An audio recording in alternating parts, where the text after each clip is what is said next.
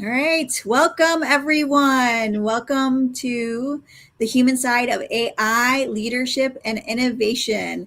This is the weekly live stream hosted by the Latino AI Summit, exploring the human side of AI, leadership, and innovation. And each week, we're spotlighting leaders, builders, innovators, researchers, educators, and change makers who are helping shape what's next. Here, our belief is simple: the future shouldn't just be built for communities, but built with community. So, whether you're joining us live or watching the replay, we are glad that you're here. Let us know in the comments, where are you listening in from? Drop your city in the chat. Love to hear from you. Welcome, everybody. I'm Ruby Garcia. I'm the co founder of the Latino AI Summit, along with Dr. McCall Tapia, who right now is probably enjoying a beach in the DR. So she'll be back next week. But I want to introduce our guest, and feel free to drop in the chat where you're listening in from. I'm excited about this conversation today because, as many of you know, I've been in the leadership and visibility space. I've been in the professional development space for over 10 years. Over the last, I would say, 3 to 4 years, I've had a heavy focus around visibility. And I feel like even the work that I'm doing with the Latino AI Summit is an extension of visibility, from like personal branding, and now, how are Latinos seen and how do we make Latinos visible in AI and emerging tech? And how do we bring more people into these spaces? And so I'm excited because I feel like our guest here today is going to talk a little more about this. So our guest is Rod. Is it Stockebrand? Yeah, it's very German for a Latino name. It's unusual. Stockebrand.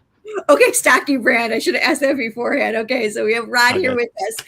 And Rod has spent the last 18 years at the center of how, everything on the web actually gets discovered and experienced, leading performance marketing and digital strategy across SEO, SEM, analytics, data science, now AEO and GEO. We'll talk about more about what that is.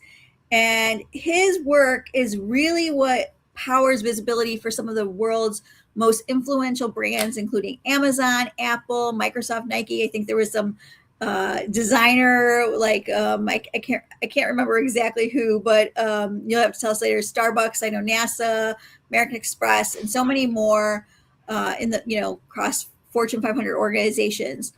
And along the way, he's not only executed scale, he's helped shape the field itself. So his insights have been featured in Forbes, Ad Age, Search Engine Land, Moz, Media Post, and he's even been a guest lecturer for Harvard Business School for over a decade. He's taught at the University of Miami, and his story isn't just about enterprise impact or technical mastery. It's also about curiosity and freedom, and it's the kind that gets that imagines the future differently. So somewhere between all of his global strategy and all the data science dashboards that I'm sure that you're looking at, there is still a vision of a coffee shop in Hawaii and a motorcycle winding through Latin America, teaching your kids how to build, create, and code. So I'm excited to learn more about you. Welcome to the show.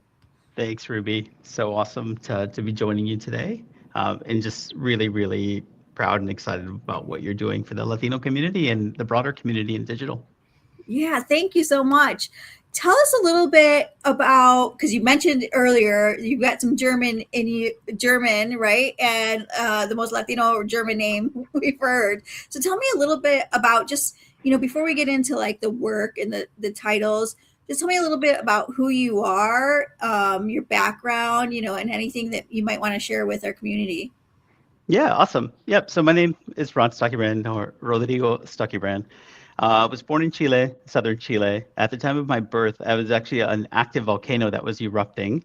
So my parents decided that we would get out of town and we would go to Santiago. And Santiago was kind of going through the military coup with Pinochet and Allende. So that was no better than a volcano erupting. So we decided we would move further north and head up to the States.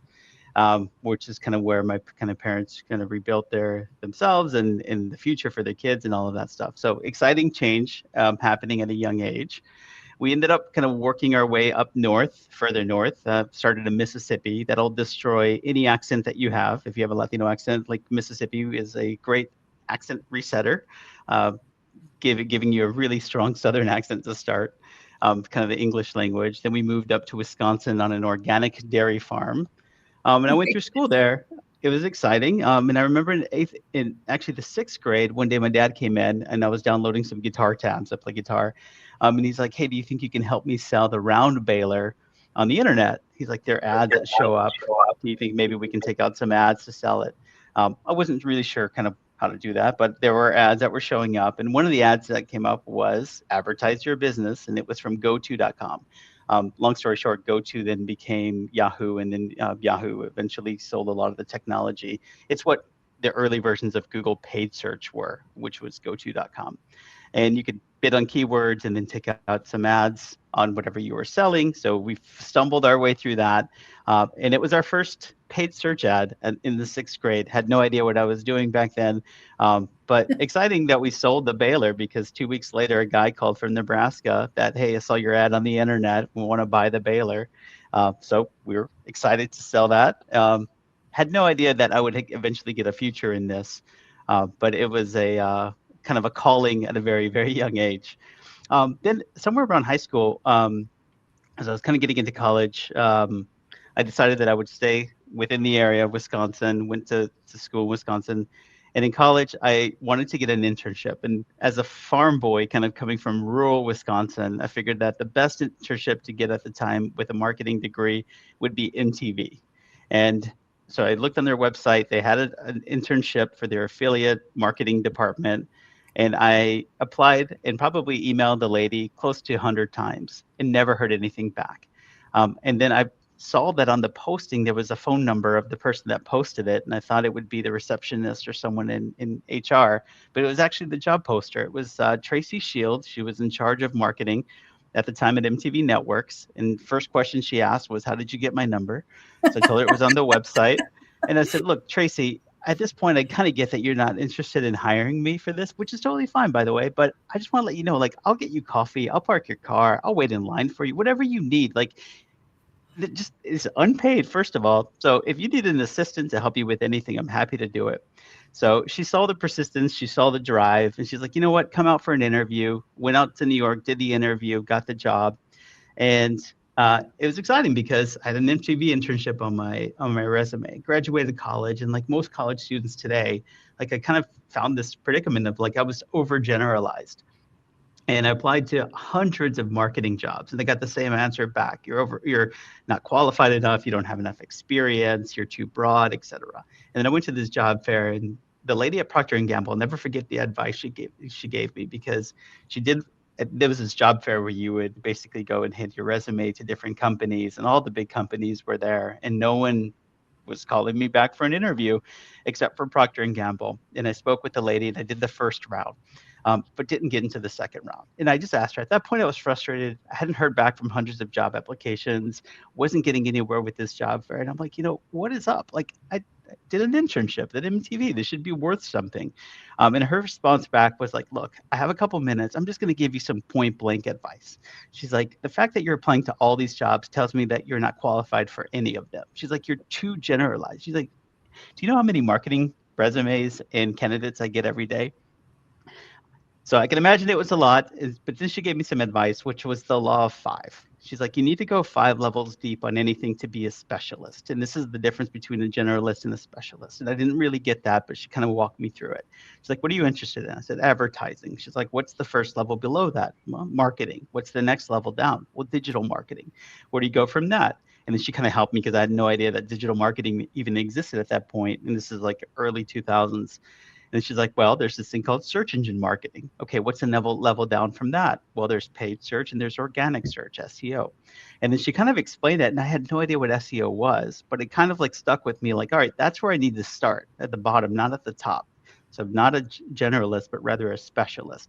She's like, when you can get really good at that, then you can essentially add value immediately to a company, because they don't have a lot of people that do those kind of specialist jobs. My next question was like, how do I become a specialist on this? She's like, just read books, because there's a lot of books out there where a lot of people that are doing this probably haven't read a book on this that walks you through it. And on average, a book takes 5 years of experience to write a decent book, and it takes about a year to write it. So in every book you read, you're getting a couple of years of experience already out of the gate. So I went to Barnes and Noble. I ended up finding a job in this. I kind of stumbled my way through it. I'm like, yeah, I know SEO. And then I'm like Wikipedia on the side trying to understand this. Got the I love job. it. It turns out that the company that I worked for, it was a small agency in Minneapolis. Their SEO guy, his band had made it big, and they were touring the country on Monday. This was Friday. They needed someone to start on Monday to replace this guy. So everything happened really, really quickly. And I found myself in a bookstore in Barnes and Noble on that weekend with a book of SEO from O'Reilly Publishing. Unfortunately, now 20 years later, having done SEO at all these different companies, I'm writing and just finished the O'Reilly book on answer engine optimization. It'll be out in print actually a couple months ahead of schedule, probably within the next month or so, and would be happy to give the PDF version of the book that's already ready to your audience as well too. Oh, look at So that. A freebie, you guys. Got to take advantage of that. So, well, and how do folks get that? I can send it to Email you you or should directly, I collect Ruby. names? Okay. Yeah, I can send you the PDF directly, Ruby, and then we can distribute it out. Okay. Okay. So yeah, so just make a comment, comment AEO if you want that in the comments, and I'll make sure that I get it out to you. So thank you for that. And this is a pretty extensive book. I saw I was just pulling it out up on Amazon too, and quite an accomplishment to take everything that you learned and now have this book coming out. So that's really exciting. We'll talk a little bit more about the book in a second here. One of the things I just got to say is, man, you are tenacious. Like, I think that must have come with being born at the same time as a volcano erupting, Possibly. right? Is because that tenacity is really showing up. I love that. So I want to just, because I'm not sure that everybody knows even what SEO is or AEO. I know we do have some marketers listening in, and probably some folks that are not as familiar. Can you just level set for us? Explain to us what is SEO, because that's kind of the game that we've been playing. And then what's AEO and GEO? Is it the same thing, or is it something different? And I Yeah. see people are wanting to claim that book already. We have Ritzy here. Ritzy's going to be a speaker at the summit. That's great. Aida, Erica, and by the way, everybody, Rod is actually going to be speaking at the upcoming summer summit.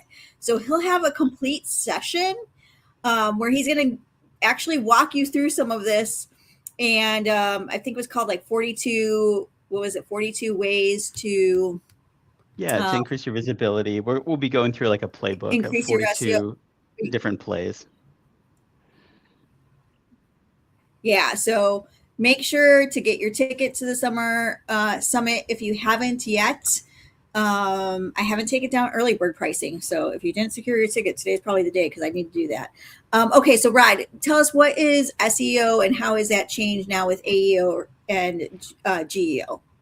Yeah, it's a great question. So let me just take a step back. Marketing has always been about getting your brand out there and getting attention, visibility. And it's always been either this push or pull. You're either pushing a message out to the masses, or you're kind of pulling it in through content or through articles. And most of the paid media market or social media market has really been about just kind of pushing a narrative out.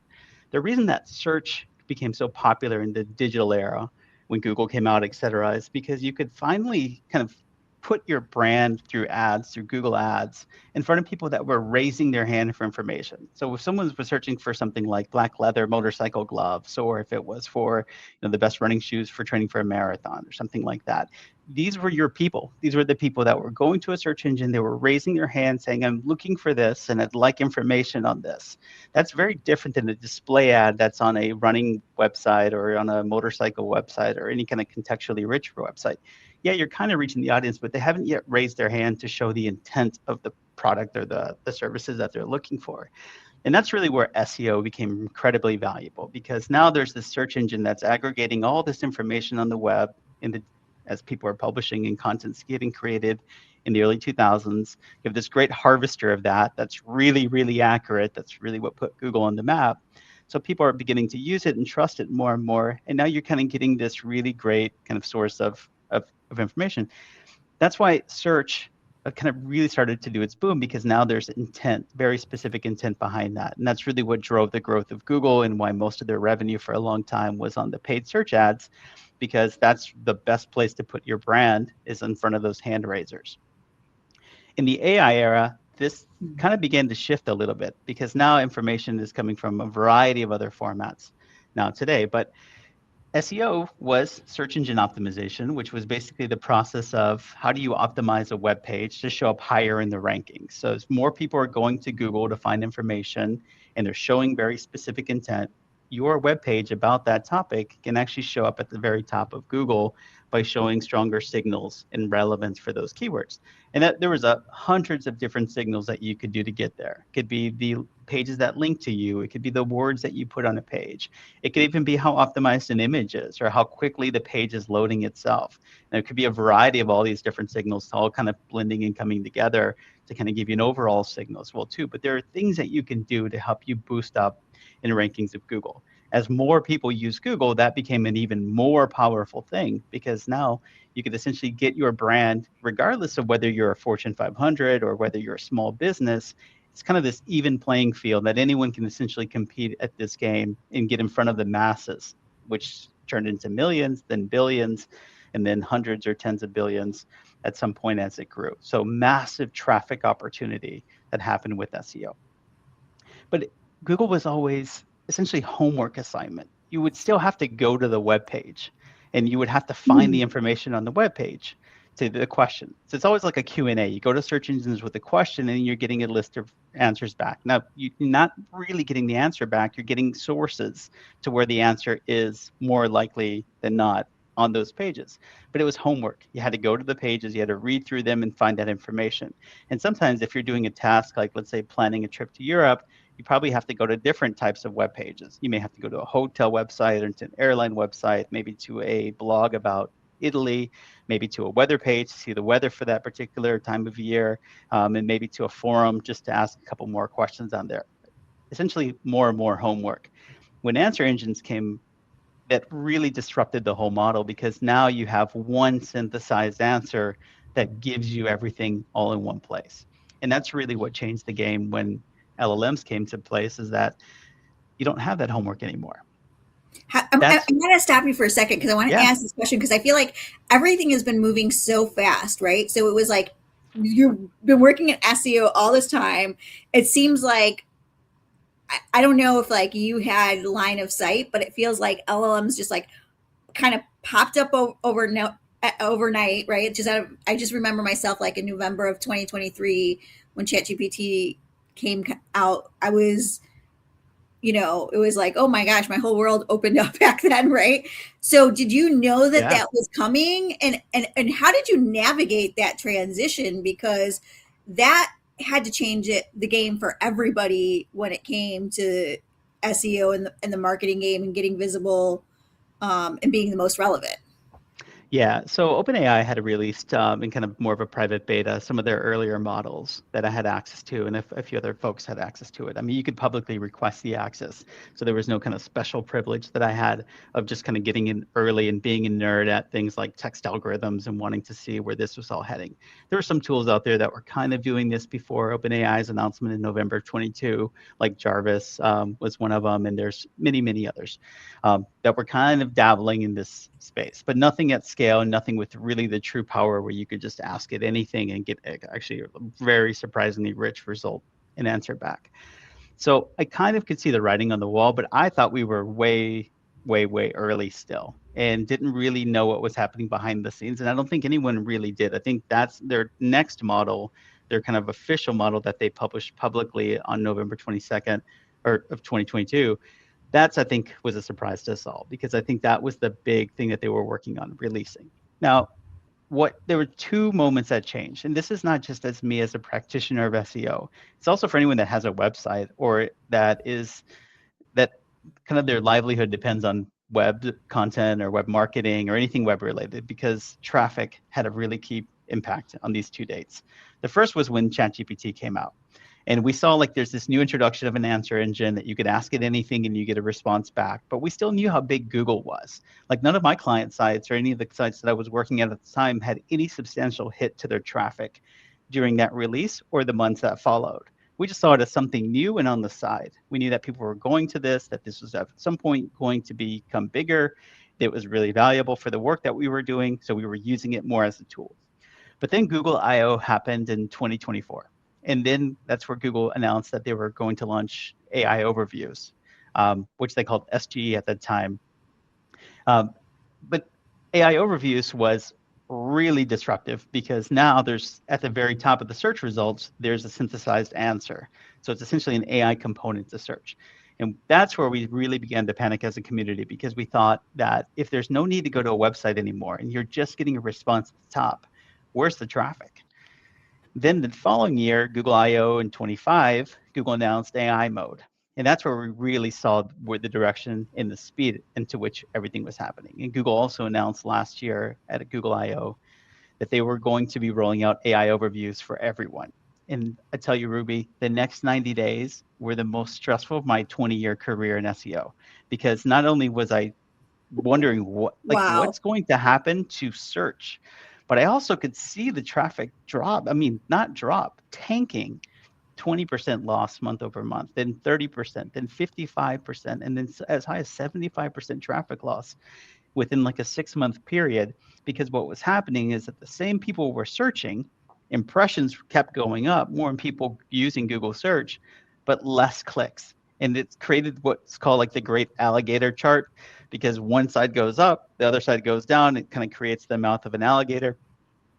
And most sites around the world began to see that exact same chart happening. And you can see it all over social. And that led to this whole conversation around zero click, which is basically searches that are happening that you don't need to click on any listing on, because you're getting the answer in that synthesize. And that really was the birthplace of answer engine optimization, or generative engine optimization, AEO or GEO, as you referenced. And there's still a great debate about just what is the right terminology there. And I'll just leave it at that, because I don't think this is probably the time to solve that great conundrum that we have as an industry. I personally refer to it as answer engine optimization, because I think of it more as the mechanics behind it, of these platforms being answer engines. And that's truly kind of the nature of the relationship between the user and the technology here, is question and answers. But I think that really was the birthplace of this, where we thought of like, okay, well, if we're not going to get a click from Google search anymore from the listings that we have, and even when we were number one in Google search, we had 0 clicks in many of the cases. So then going back to the executive saying, hey, we're still number one, but now we're getting 75% less traffic on this. Then the great competition or the race began of like, well, then how do we get shown in the answer? So when you search for the best lawyer in Raleigh, North Carolina, and let's say Woodland Law comes up as the first law firm there, like how do they do that? Like how do they get sourced as the top law firm there? And if they're linked to as a citation where the AI is saying like, here's who I think are the best, and here are the links to their sites and where I source the information from, like that's the best place to be now on the internet, which is not just the top of search, but it's actually within the AI answer and at the very top of that. And that really birthed kind of this new industry that we're in now, which is still the SEO industry, because a lot of the signals are very similar, but there's also a whole different set of optimizations and signals that need to be thought about on the answer engine side as well. Yeah. So one, I want to thank you for that comprehensive overview. It's really fascinating to me, and just to see how quickly it's evolved over time. My mind is spinning with a million different questions, and I just and so I'm going to slow down and just, for one, ask the audience, if you have questions, if you have comments, feel free to drop them in the chat. For those that might be joining late, you can get a copy of a PDF of Rod's new book that's coming out.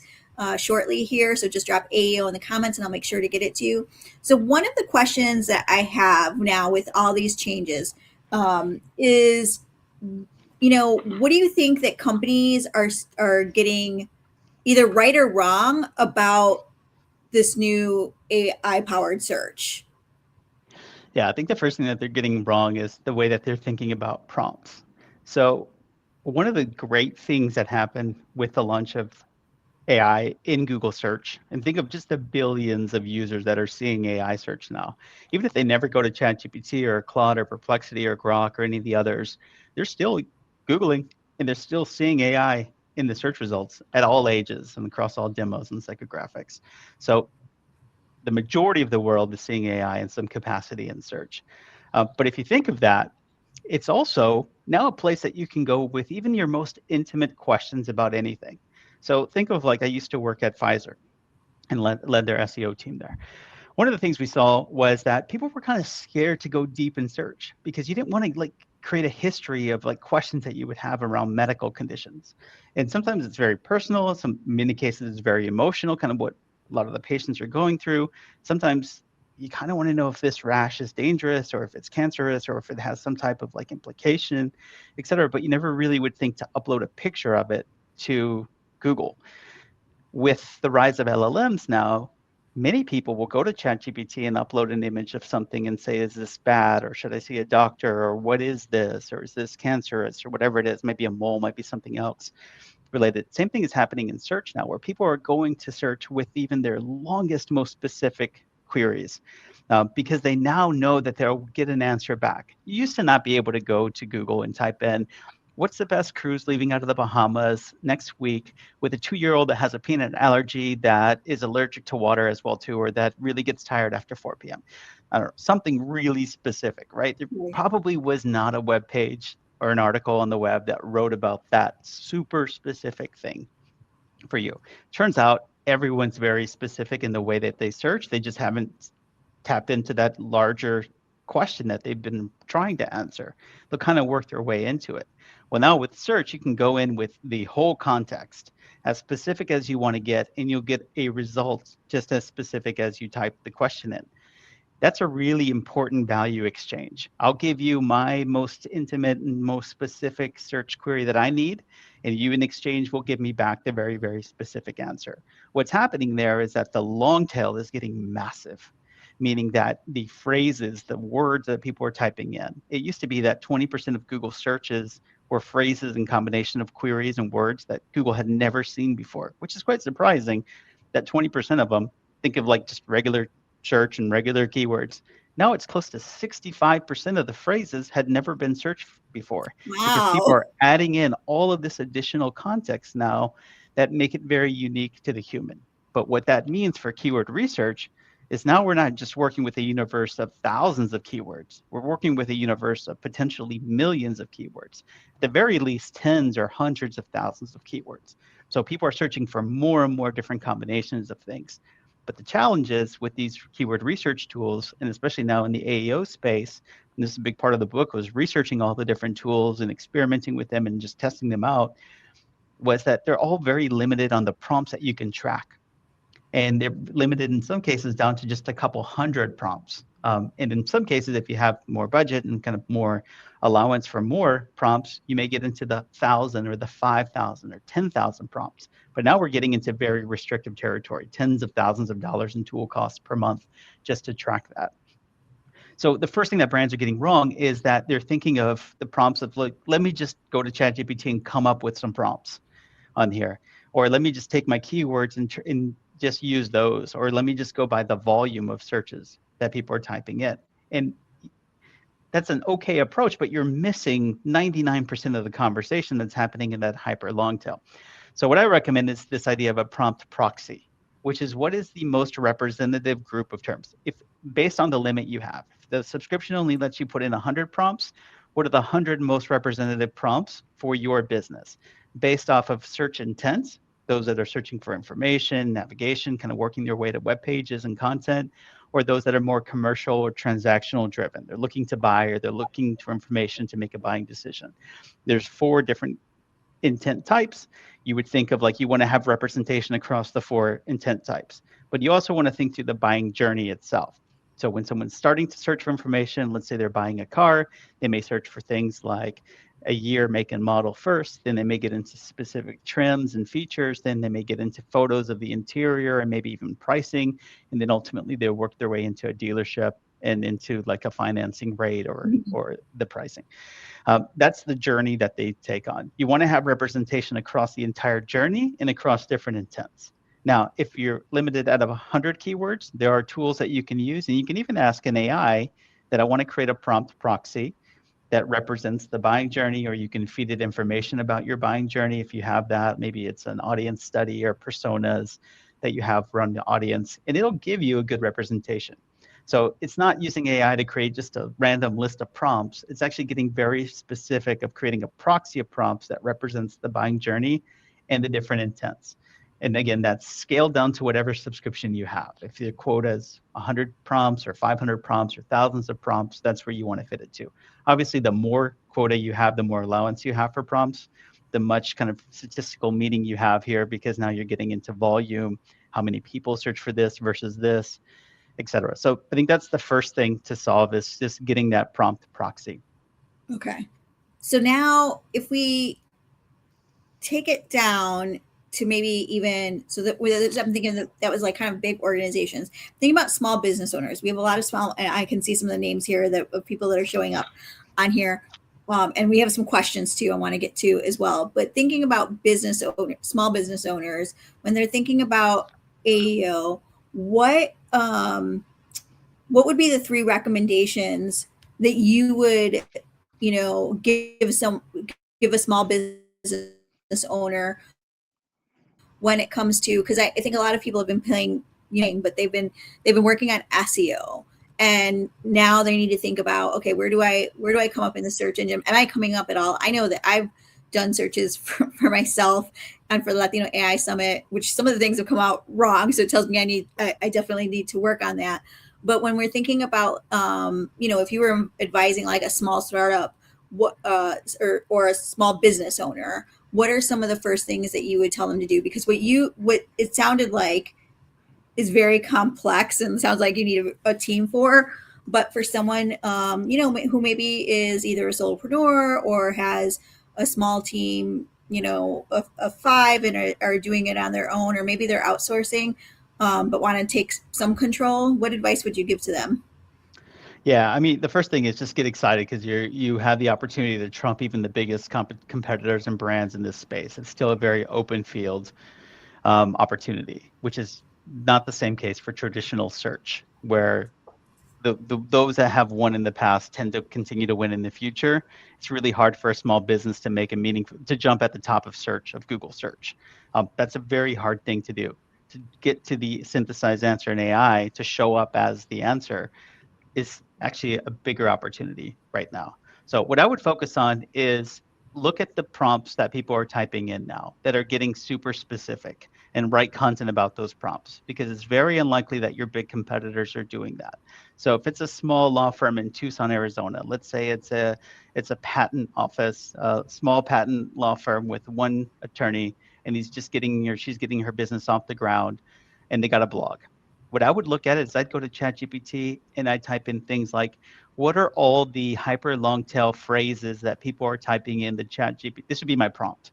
What are all the hyper long tail phrases or questions that people are typing into answer engines like ChatGPT, Gemini, Claude, etc.? Create a list of the top 100 topics as specific as possible. Oh, And you can oh, you add. guys getting this? This is gold right here. Better send your invoice, Rod. Oh, happy to offer it. But I think this is really the opportunity. So now look at those phrases. What do they have in common? So maybe it's like that people are searching for, maybe it's, and maybe you serve a national audience. I'll just keep it at local, just because attorneys, I think, have to practice within the state of where they're licensed. So we'll just say, like, you get back a list of all these different terms, and maybe you find out that there are YouTubers in the state of Arizona that are actually really curious about whether or not they can use images or videos in their content. So you create even using potentially AI to create it, but you create an article that will solve those questions. So you put those questions that they're asking specifically in the article, and then you answer them, just this Q&A style.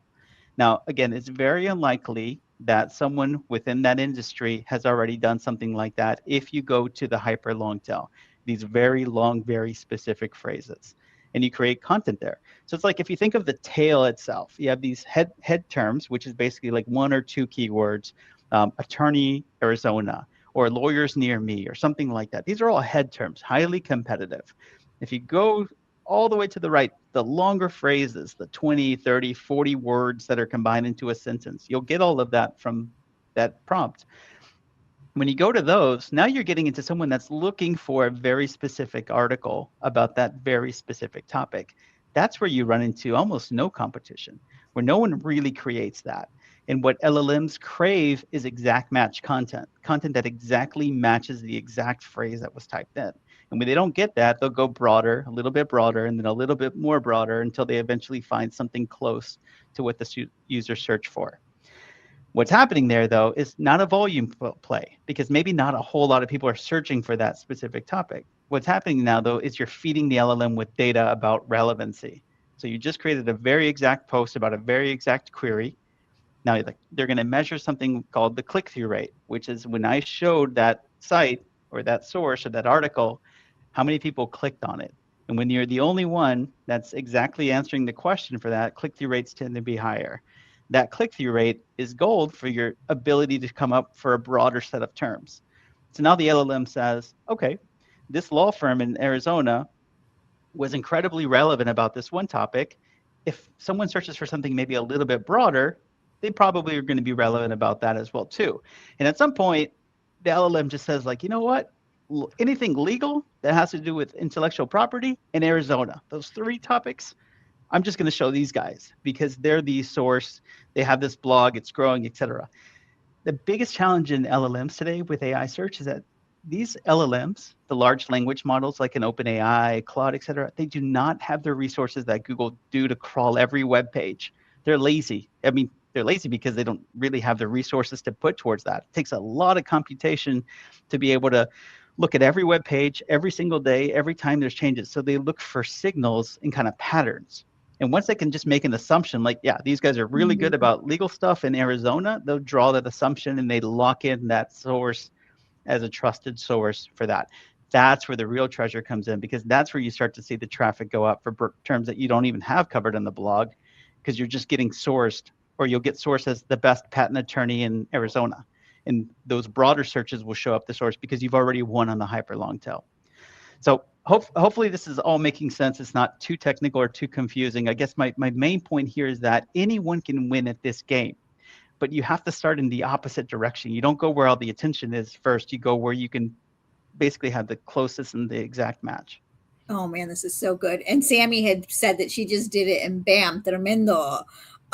So people are already doing this. So one of the things I'm thinking of that this whole conversation is bringing up is, I, for the past couple of years, run the Latina Visibility Challenge where I'm teaching Latinas how to leverage LinkedIn. And LinkedIn is essentially a search, and like that's how I've ranked so high, is because of all the content I've created on LinkedIn. So if you now, I have dropped, and I don't even know what it is now, but I know earlier this year I had checked, and I had dropped from, like, I used to be kind of like the person around visibility for Latinas. My name would come up first. Now I've kind of dropped ranking because I'm kind of morphing into more of the Latino AI Summit, and so I feel like I haven't yet established that new pattern completely. But even with LinkedIn, I know one of the things that have come out in recent reports is like the LinkedIn algorithm, which I know there's more than one algorithm. It's not like there's one, but one of the things that it's particularly the way it's changed, and because I know a lot of people are kind of hating on LinkedIn a little bit right now because of the change in it, but is that it is looking for patterns. It is looking for those signals. It's looking for, are you an expert? So I'm curious, and this is kind of because there's also some creators here. I'm thinking about, I guess my question is, Um, how does this change the game also for creators? And I don't even know if you would know this answer or not, and it's okay if you don't. But I'm thinking about for the creator economy, how this might also be a game changer. I'm wondering if you have any thoughts on that, Yeah, well, or like a predictions, couple of or things. trendings. Yeah, I'll start with your last question. So I think what we're seeing is that ChatGPT's the world, Claude, et cetera, these large language models, LLMs again, and even AI search. So you go to Google, you type in a search, you get an AI response. What that looks like, that little box or that answer that's coming back is becoming increasingly multimodal, which basically means multi-format. So you're getting videos and audios. And I think as users, one, we're just obsessed with our phones and every like short form content. We're becoming less patient. Uh, there's there's a lot. That's a whole different rabbit hole we can go down. But the point of it is that content is getting sliced in more like bite size or snackable. We saw that coming 3 years ago. Now we see it in its purest form. So I think as a creator, using these tools to take a piece of content and create 50 sub pieces of content, maybe a podcast episode, like Notebook LM should be your best friend as a content Yes, creator love it. because you can basically upload any format that you have and then break it up into dozens, if not hundreds of other formats, bite-sized formats. There's another one that's really cool called Opus Clip, where you take a YouTube video and it actually uses AI to detect where the hook is, or like the bangers, the things that the audience said that were really power, the speaker said that were really powerful, and it'll clip it. So out of one video, it can create hundreds of short form little clips. But the point of the clip that actually is the most meaningful. So very, very cool technology for that. But I want to go back to your question about LinkedIn because there's two things here that kind of triggered for me. One is when you're optimizing for AI search, and becoming the source that's get used in the answer. Again, that's the new game. That's really where the visibility and the value is now for brands all over the world. And it's an open playing field again. You got to look at it in two ways because what's showing up as the answer is driven by two things in the background. It's either what you say about yourself or it's what others say about you. In many of the searches in the answers that are coming back, it has nothing to do about what you say about yourself for certain prompts, for the majority of prompts. So if someone's searching for like the best attorney in Tucson, you could optimize everything about your web page, structure it perfectly for answer engine optimization, write blog posts about every specific topic possible. But at the end of the day, that button is not turned on the answer engine as the driver of the result. They don't care about what you say about yourself. They care about what others say about you. Because certain prompts, Mm. it's more important to pull the consensus of the community as the response. It's more honest, it's more neutral, it's more unbiased, it's more valuable, et cetera, than what individual brands say about themselves. That means you have to shift the strategy about being what you say about yourself to how do you get to be more known on these communities and social channels. That's where the effort becomes online PR, news releases, maybe building syndication where you provide your content for other sources, uh, being a guest on podcasts or different types of shows. Like that's where you become to spread kind of the word out. And when they think of someone like a Ruby Garcia, the knowledge graph means like, oh, they're really strong in these areas. And you can influence that by just making your presence stronger in these areas. So if you're a content creator and you want to be more influential, it's how do you distribute your brand outside of your own platforms more than on your own? This is these are things that are really important to think about, and most of the keyword tools will show you that when you're looking at the search results. It'll show you so there's a lot that are out there. There's Brandlight, there's Profound, there's Scrunch, there's Peak, variety of these tools. They're very different from like SEMrush or Ahrefs, which are the more common tools that are more known in the SEO space. But these tools will show you, does a response, how do you influence a response? Is it what you say or what others say, and then you can adjust accordingly. But it's really important to get visibility on these tools because otherwise you don't know. You'd have to just manually go to these tools and or these AIs and do searches and basically kind of see what they're saying on there. So that's the first thing is that you need to know that. Now, if a lot of these AIs are being driven what others say, who are the others? Reddit, Wikipedia. YouTube are considered amongst the top sources, but LinkedIn is incredibly powerful. There's a guy in the SEO space called Pedro Diaz. And Pedro did a kind of a social experiment the other day where he did a LinkedIn post where he just said, "Hey, just letting you all know that I'm the expert, the world's top expert in AEO," or something like that. Kind of a funny post. But then he posted why he had posted that because he took a screenshot. I think it was ChatGPT or one of the AI search engines, and he searched on there who is the world's top expert on answer engine optimization, and it showed his post on LinkedIn. Now, I don't think there's any expert in this field of answer engine optimization because it's essentially relatively new. It's hard to become an expert in something that's still kind of getting its grounding in less than 5 years old and also is changing constantly. But it was a really important social experiment of the power of LinkedIn can have on answer engines. So I think more and more content creators will begin to go to LinkedIn to actually make their presence strong there because it's actually so influential for the answer engine. So that attorney in Arizona will likely publish that blog post, but also post an article on LinkedIn, write a post about that, link to it, kind of build out that relationship map between all these assets that they have. And the last thing I want to say is that the LinkedIn algorithm is actually now looking for different kinds of signals. More human signals is actually more powerful now. So a picture of yourself in a car or casually walking down the street or walking through the office or an honest post about something that you may have gotten wrong. Like this is the natural human element of people and content, that's actually surprisingly driving more and more of the algorithm these days than the more templated post or a traditional image or a video, because a lot of that just gets saturated in the noise. The signal that's coming out is like, this is a human post. This is a very natural, authentic, raw post. And I've been studying this a little bit as part of the book as well of what drives the LinkedIn algorithm. And we've seen that 75% of the top performing posts had that human factor to it, whether it was a picture of the person's face and a natural background, or it was kind of more of a story behind the post itself. So I think that's an important thing that more content creators will not only use LinkedIn more, but I think they're going to start to unedit a little bit and not enhance so much of the content and just become more authentic and raw. I think that ultimately will drive more visibility. Yeah. It's funny that you say that because I mean, obviously I started writing on LinkedIn. I've been on LinkedIn for like probably 14 years. I probably started seriously maybe 5 years ago.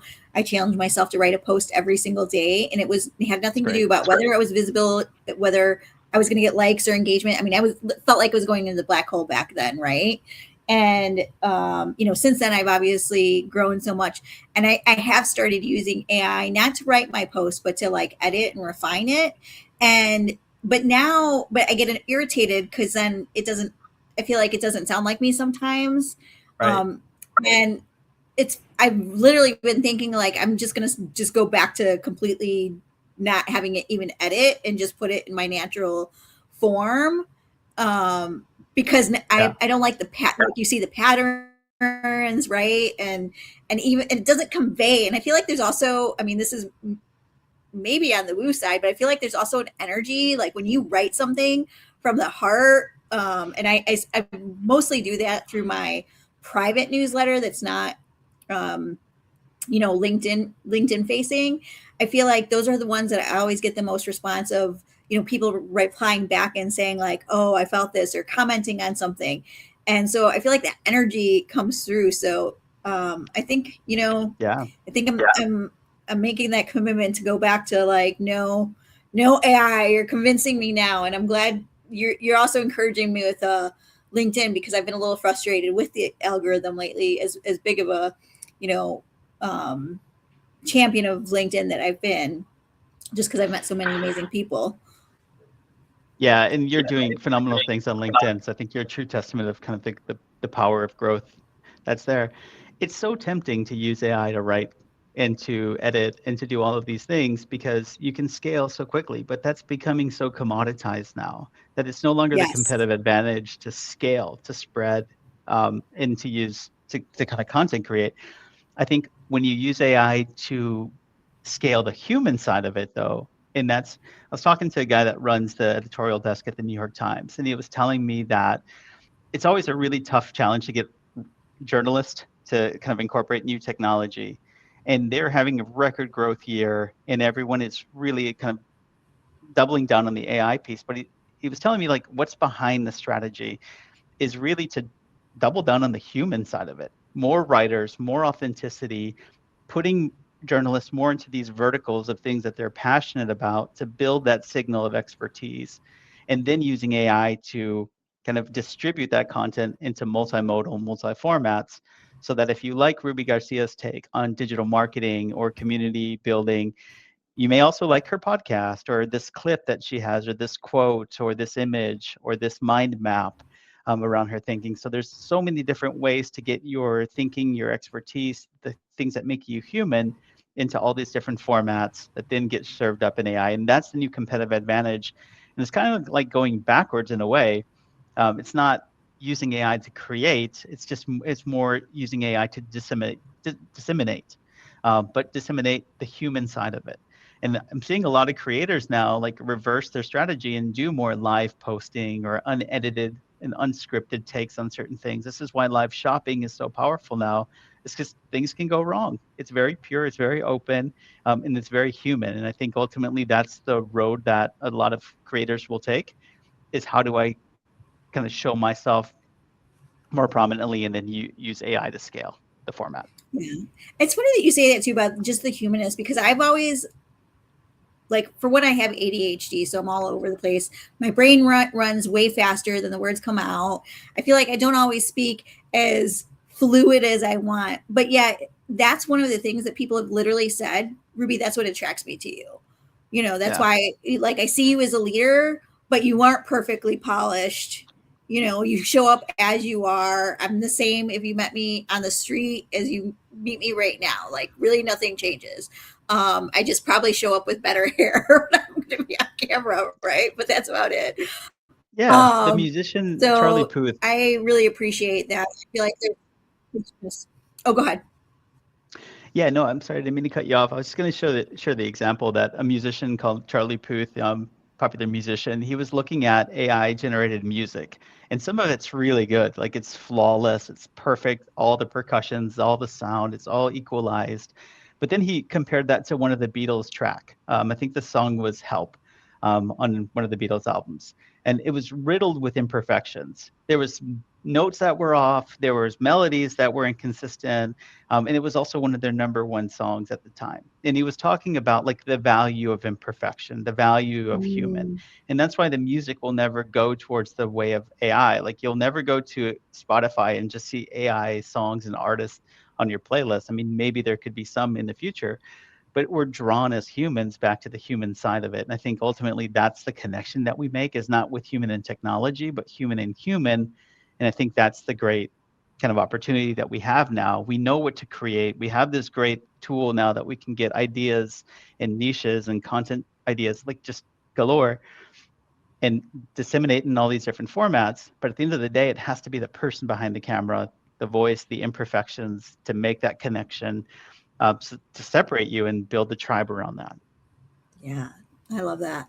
All right. I want to talk about your book. I know we're coming up at the top. I went way too fast. I can see why you teach a whole entire course on this, and why your book looks like a huge book too, with lots of how long is it? How many pages is in your book? Yeah, so we had a great kind of debate because I was close to 470 pages Yeah. in the manuscript. We had to boil it down to 250. So Okay. there's a lot that I have on the GitHub that make up the difference. But yeah, I came in at right around like 220, 250, somewhere in Yeah, that I can range. see why it's so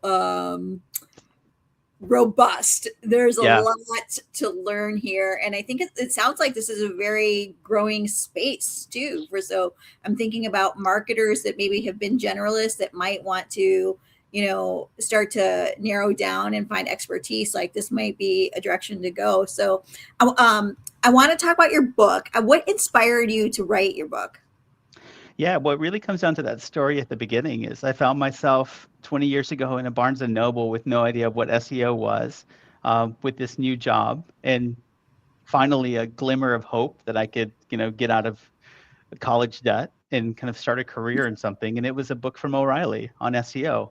And I thought, what better publisher to work with than O'Reilly to create the future book what's next is, which is answer engine optimization, kind of this next chapter forward. So kind of my way to pay back to the value of that book in the community and O'Reilly, of just having it there at that time to kind of give me, because I had no idea what SEO even stood for, but now I had a job in it, again, because of that band, that guy that was running it, his band. So that's what inspired me to write a book. And with O'Reilly. But I would say the biggest driver is that there's a lot of uncertainty of just job security and what the future of this looks like. And as a small business, can I still survive? Can I still get traffic? Is the web still the place for me to be? Can I compete? And the answer to all of that is astoundingly yes. Like, it's never looked so bright. Like, I am so optimistic about that because I've seen the research and I've seen the data and I've seen the cases of all these small businesses win time and time again in this new space. But like you said, in probably the last 50 minutes, for a lot of folks, it's just like, okay, that is just so much information. A book is such a great way to distill that, where you can read it at your leisure, you can go through it and you can highlight it, you can jump into chapter 3 and then out and then back into chapter 7, kind of in and out as you need it. So that's why books have always been so powerful for me as a great kind of teaching catalyst. But one thing I just wanted to say before we run out of time is that, yes, there's so much that goes into this, but think of it as like, what do you think your audience is searching for? Like, just take one search. Maybe it's the best XYZ in a city name or something, if it's a local business. Just take that one phrase, go to ChatGPT, see who's showing up, use that prompt I mentioned to find all those very long, specific questions, write one article on that, and just search for that phrase that you just wrote the article on, and just wait. Continue to follow that approach, and you'll slowly start to see in the analytics, the visibility will go up, citations, the traffic, et cetera. It's a very linear relationship. So yes, there's a lot of complication that goes into it, but just distill it down into one page, one phrase, and work on that. Then go to another page, another phrase, and work on that. And then et cetera. And just keep scaling like that. And you'll be very, very surprised to see the results. The other thing that happens when you start very specific is people are more likely to buy because they're searching for something super specific. And if you can solve that, they're much further along the buying journey and less in the informational zone. So you tend to, even though it's less traffic, it tends to be more engaged and ready to buy. So hopefully I'm that helps. sold. I mean, and I think that what you're pointing to is the consistency. That's how I developed my own personal brand, was just Yeah. by continuously showing up. I didn't care what the algorithm was like, how it was doing that day, or how many likes my post got, or whatever. It was just about being consistent, and that's how, I know for me, how I've grown my individual brand is just consistency, and it's just like a snowball, right? It starts to get bigger and bigger. I'm Yeah. really excited about your book. I have two last questions before we wrap up. One is, I feel like when people write a book, that they also go through a bit of a personal transformation. I'm curious what, if any, transformation occurred to you in writing your book. Yeah, I think it was a very strong awareness that I know nothing, because I know a lot in 20 years, and I've researched hundreds of hours on this topic, but it's changing so quickly. The floor is moving constantly, that every day as writing this, it's like, I got to go back and rewrite that because everything is constantly evolving and changing. But I think what happens is when you realize that, you kind of adapt to the rhythm of it. So if you kind of like, there's a Formula One driver that said at some point in his career, he would always be really tense in the car when he was going 100, 200 miles per hour. At some point, everything started to slow down in his mind and kind of inside the car itself. Even though the car was moving really fast, everything internally started to slow down.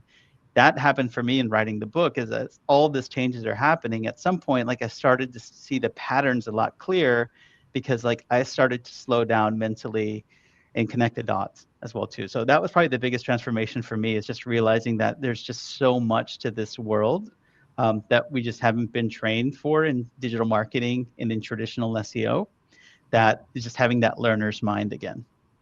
Yeah, awesome. Thank you, Rad. I have one more question, but before I ask you this last question, everyone, Rod is going to be at the Latino AI Summer Summit. So if you found this valuable, get your ticket today. I have not taken down the early bird pricing because I've just not gotten around to it yet, but I will be doing that today. I don't know when, but do it now so you get your ticket. And hell of a session. If you want the PDF of his book that isn't even out yet, it's coming out in like the next month, then drop AEO in the comments. I'll make sure to get it to you. And if you can, go out and purchase the book. It really does matter when we support our Latino authors, and we want to do that. So also think about getting the book, whether you're buying it for you, maybe you buy it for your business. But let's support our Latino authors. So my last question for you, Rod, is I know at the very beginning I kind of mentioned this, and I found this interesting. You said that you wanted to open a coffee shop in Hawaii and travel Latin America, right, on your motorcycle and teach your kids to code. What does that say about your definition of success today? Yeah, well, I've always just liked coffee shops in Hawaii, even though I've never been to Hawaii. So that's just a drive and a motivation to get there and live the slow Hawaiian life. But something happened to me when I was traveling through Latin America about 10 years ago. And I found myself in like a rural town in Colombia. And I was there, I was in the bigger cities for digital marketing and SEO purposes. But I traveled outside, and there's this kid in this town square that was asking about the computer and all these things, probably like 11 to 12-year-old. And I was showing him like, oh, this is a computer. This is the kind of work I was doing as clearly as I could to a 12-year-old. And sorry, I get kicked out of my room, so I'm going to talk and move at the same time. But I showed him the computer, and I showed him that you can easily build a web app on the Apple Store. And what was fascinating is that within the next 20 to 30 minutes, he built on my computer with no coding, no experience at all, an app for his little local community. There was something specific that he wanted, something to do with like I don't know, something for kids in playgrounds. I can't remember at the time, but he built it within 20 and 30 minutes because there was tools to be able to do that.